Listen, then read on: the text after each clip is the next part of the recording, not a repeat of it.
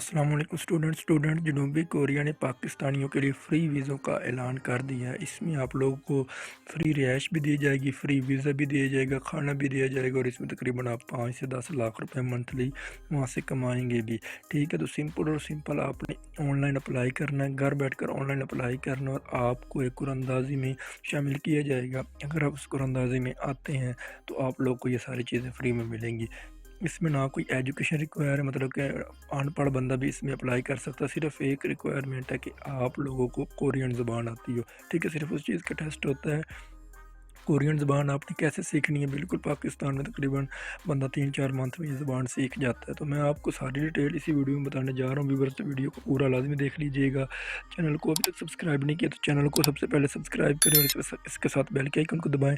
اور اگر آپ لوگوں نے ہمارے واٹس ایپ چینل کو جوائن نہیں کیا تو لنک نیچے ڈسکرپشن میں موجود ہے، آپ لوگوں نے جا کر لازمی جوائن کر لینا ہے۔ ٹھیک ہے، تو ابھی یہ آپ کے سامنے اشتہار اوپن ہے۔ اس اشتہار کا لنک میں نیچے ویب سائٹ کا لنک ڈسکرپشن میں دے رہا ہوں، آپ لوگوں نے جا کر خود سے بھی اس کو پڑھ لینا ہے۔ یہاں پر آپ دیکھ سکتے ہیں کہ حکومت پاکستان کی جانب سے اوورسیز امپلائمنٹ کارپوریشن نے جنوبی کوریا کے 8ویں پوائنٹ سسٹم کے لیے درخواستوں کی وصولی جو 2025 کی ہے وہ شروع کر دی ہے۔ اس کے تحت آپ لوگوں نے آن لائن اپلائی کرنا ہے، کیونکہ پاکستان اور جنوبی کوریا کے درمیان ورکرز کا جو معاہدہ ہوا ہے، اس معاہدے کے تحت ہر سال پاکستان سے ورکرز جاتے ہیں۔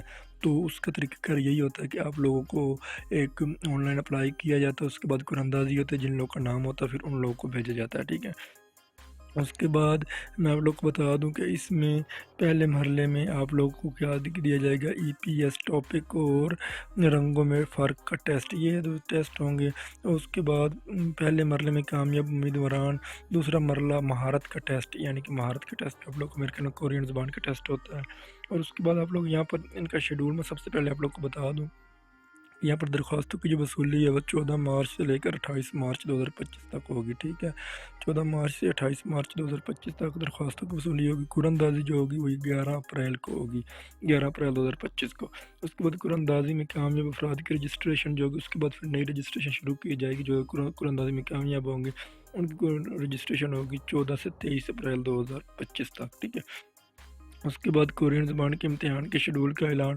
کورین زبان کی جو امتحان کا شیڈول آئے گا وہ 15 مئی 2025 کو آئے گا، اور جو ہوگا کورین زبان کا ٹیسٹ ہوگا وہ مئی تا اگست 2025 میں لیا جائے گا۔ ٹھیک ہے، اور اس کے بعد کورین زبان کے نتیجے کا اعلان جو ہوگا وہ 27 اگست کو کیا جائے گا۔ ٹھیک ہے، اس کے بعد پیشہ ورانہ صلاحیت کی جانچ کی دستاویزات وصولی وہ 3 سے 5 ستمبر تک ہوگی۔ اسکل ٹیسٹ جو ہوگا وہ 10 ستمبر کو ہوگا۔ اسکل ٹیسٹ دوسرے مرحلے کا انعقاد ستمبر 2025 میں ہوگا۔ ٹھیک ہے، اور اس کے بعد ایچ آر ڈی کوریا کی جانب سے حتمی نتائج کا اعلان وہ 15 اکتوبر 2025 کو ہوگا۔ اس کے بعد کورین زبان کا امتحان کراچی اسلام آباد میں ہوگا، جبکہ skill test H R D Korea کی جانب سے صرف اسلام آباد میں لیا جائے گا۔ مزید ایچ آر ڈی کوریا کے حالات کے مطابق مذکورہ شیڈول میں تبدیلی کر سکتے ہیں۔ ٹھیک ہے، شیڈول میں تبدیلی ہو سکتی ہے۔ اس کے بعد آپ لوگ کی عمر کی جو حد ہے وہ 15 اپریل 1985 سے 14 اپریل 2007 کے درمیان ہونی چاہیے۔ ٹھیک ہے، تو درخواست دہندگان کے لیے ضروری ہے کہ وہ عدالت سے سزا یافتہ نہ ہوں۔ اس کے بعد درخواست دہندگان کے لیے ضروری ہے کہ وہ جنوبی کوریا میں غیر قانونی طور پر ٹھہرے نہ ہوں۔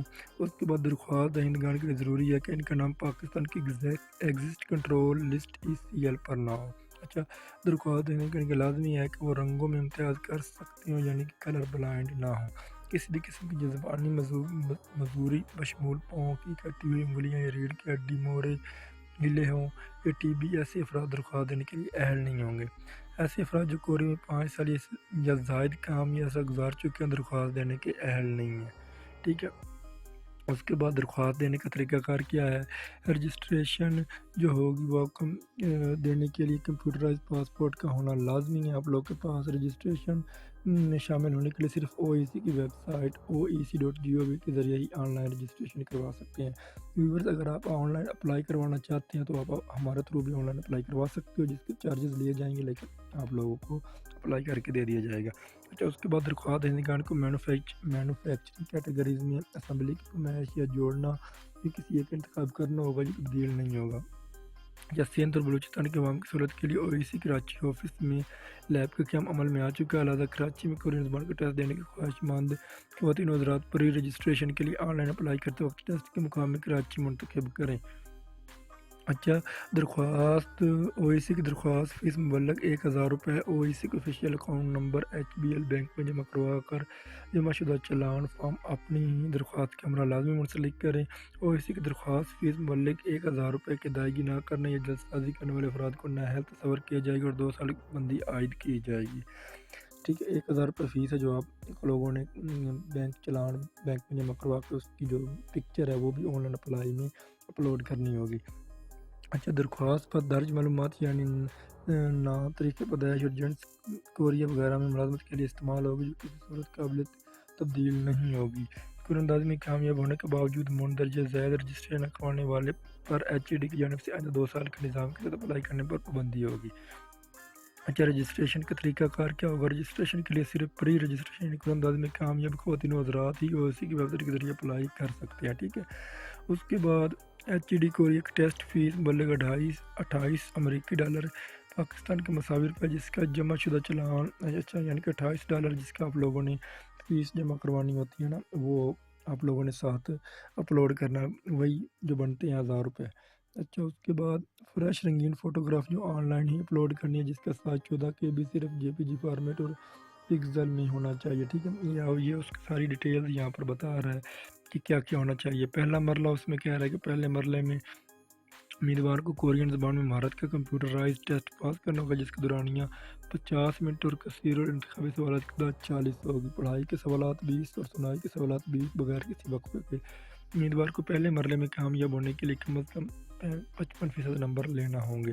اچھا، اس کے بعد دوسرا مرلہ تھا۔ دوسرے مرلے میں کامیاب امیدواروں کا اسکل ٹیسٹ پیشہ ورانہ مہارت کی تشخیص میں کامیاب ہونا لازمی جس میں جسمانی طاقت کی جانچ، انٹرویو اور بنیادی مہارت کی تشخیص شامل ہے۔